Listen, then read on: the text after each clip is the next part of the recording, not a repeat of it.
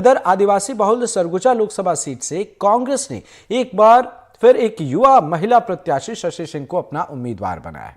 ऐसे में छत्तीसगढ़ बनने के बाद से लगातार सरगुजा लोकसभा सीट हार रही कांग्रेस क्या इस बार कुछ नया कर सकेगी? इन सब मुद्दों पर छत्तीसगढ़ के पूर्व डिप्टी सीएम टीएस सिंहदेव ने एनडीटीवी से खास बातचीत की है। उनकी बातचीत आपको सुनाते हैं। आगामी लोकसभा के लिए सरगर्मी तेज हो गई है। भाजपा कांग्रेस दोनों ही पार्टी के उम्मीदवार अपने मतों को साधने के लिए मैदान में उतर चुके हैं। हमारे साथ छत्तीसगढ़ के दिग्गज कांग्रेस नेता और पूर्व मुख्यमंत्री टीएस सिंहदेव हैं। आइए जानना चाहते हैं कांग्रेस के लिए इस बार सरगुजा लोकसभा चुनाव किस प्रकार का।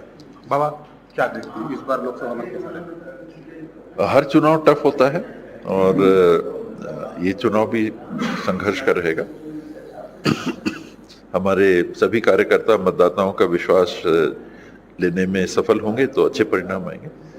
अभी प्रचार या संपर्क प्रत्याशी का अच्छा चल रहा है। बाबा छत्तीसगढ़ बनने के बाद कांग्रेस लगातार लोकसभा में हारी है, तो इस बार किस प्रकार की चुनौती देखते हैं?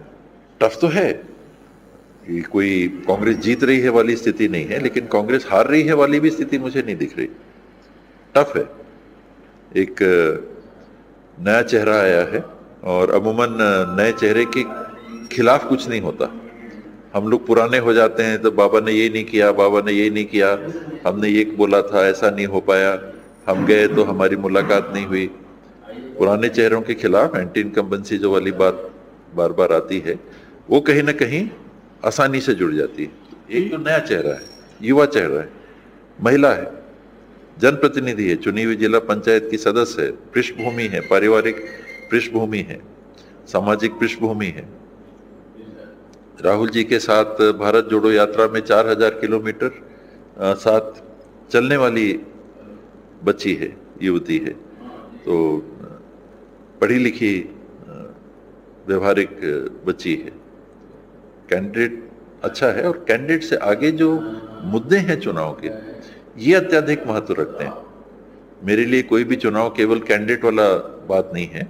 जो मुद्दे हैं इसके साथ में वो देश के नागरिकों के और यहाँ के मतदाताओं का भी विशेष करके मैं मानता हूँ और बल्कि चाहता भी हूँ कि लोगों को महसूस हो कि देश किस दिशा में बढ़ चला जा रहा है और कहाँ से कहाँ हम पहुँच सकते हैं। अब सरगुजा की अगर बात करें तो कांग्रेस से चिंतामणि भाजपा में आए हैं और उन्हीं के सामने शशि सिंह हैं, तो क्या मानते हैं कुछ फर्क पड़ेगा? दोनों अलग अलग पृष्ठभूमि के हैं। एक पहले भाजपा में थे, कांग्रेस में आए, 10 साल कांग्रेस में 2 बार विधायक रहे, फिर भाजपा में चले गए। उनके बारे में लोग जानते हैं, प्लस माइनस उनके बारे में लोग जानते हैं। शशि युवती है, बात होती है महिलाओं को प्रतिनिधित्व देने वाली कि हम कानून लाएंगे और वो कब आएगा कानून पता नहीं। पास कर दिया, तालियां बज गई, पटाखे फूट गए, सब हो गया, कानून लागू होने का था पता नहीं। कांग्रेस ने बिना कहे लागू करके छत्तीसगढ़ में ही मेरी जानकारी में महिलाओं के प्रतिनिधित्व को बड़ा स्थान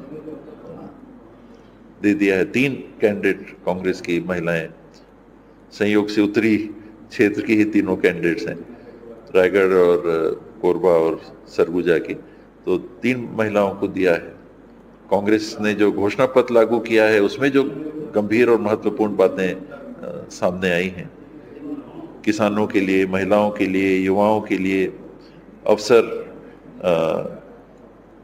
लोगों को बराबरी के मिल सकें, अवसर के न्याय के संदर्भ में की बातें हैं, श्रम से जुड़े हुए लोग हैं उनके संदर्भ की बातें हैं, मनरेगा 400 रुपये तक पहुंचाने की बातें हैं, 1 लाख रुपया घर की महिला को जिनकी आमदनी कम है, जिन्हें हम गरीब परिवार मानते हैं, उनके लिए है। अप्रेंटिसशिप 1 लाख रुपए 25 साल से कम ग्रेजुएट या डिप्लोमाधारी युवतियों को, युवाओं को उपलब्ध होगा ट्रेनिंग करने के लिए, ताकि आगे वो काम पा सकें। तो बहुत सारी ऐसी, न्यूनतम समर्थन मूल्य लोग कहते थे तो कैसे होगा, पेंशन बढ़ाना, आंगनबाड़ी कार्यकर्ता सहायकों का डबल जो उनको पारिश्रमिक मिल रहा है उसको 2 गुना करना, बहुत सारी बातें हैं घोषणा पत्र में। तो देश को किस दिशा में ले जाना, घोषणा पत्र आपको दिखाता भी है कि पिछले 20 सालों में 10 साल यूपीए के विकास दर क्या रहा, 10 साल एनडीए के विकास दर क्या रहा। 6.5 से ऊपर है, ये 5.7 के आसपास विकास दर है। इतनी बातें कि ये हो रहा है, ये हो रहा है, हमने ये किया, हमने ये किया। देश बहुत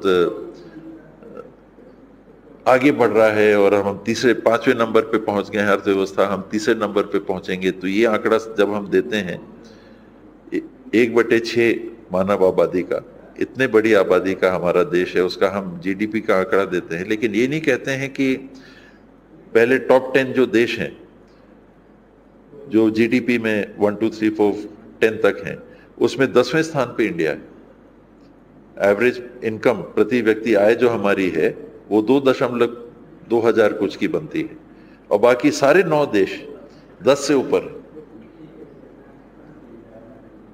तो ये बात सामने, तो जिस तरह से इन बातों को प्रस्तुत किया जा रहा है वर्तमान सत्ता में लोगों को, और एक तरह से विश्वास रखने वाले भोले लोग स्वीकार करके सोचते हैं कि नहीं सब ठीक चल रहा है, तो उनके लिए मौका है कि जांचें, समझें, परखें और भावनात्मक बातों को अलग रखते हुए वास्तविक देश हित को ध्यान में रखें। बाबा, आखिरी सवाल, चूंकि शशि सिंह गौड़ समुदाय से ताल्लुकात रखती हैं और गौड़ वोटर की संख्या सबसे ज़्यादा है सरगुजा में, तो क्या मानते हैं कि इसका फर्क पड़ेगा?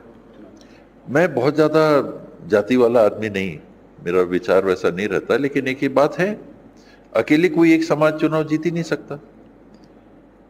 किसी भी समाज की 50% से ज़्यादा आबादी नहीं है, लेकिन अगर फर्क पड़ता है तो ये भी आपने सही कहा कि आदिवासी समाज में भी या किसी भी समाज में सर्वाधिक सरगुजा में सर्वाधिक आबादी कौन समाज की है?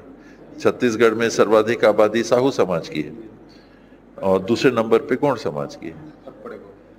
फर्क पड़, अगर समीकरण वैसा हुआ तो फर्क पड़ सकता है।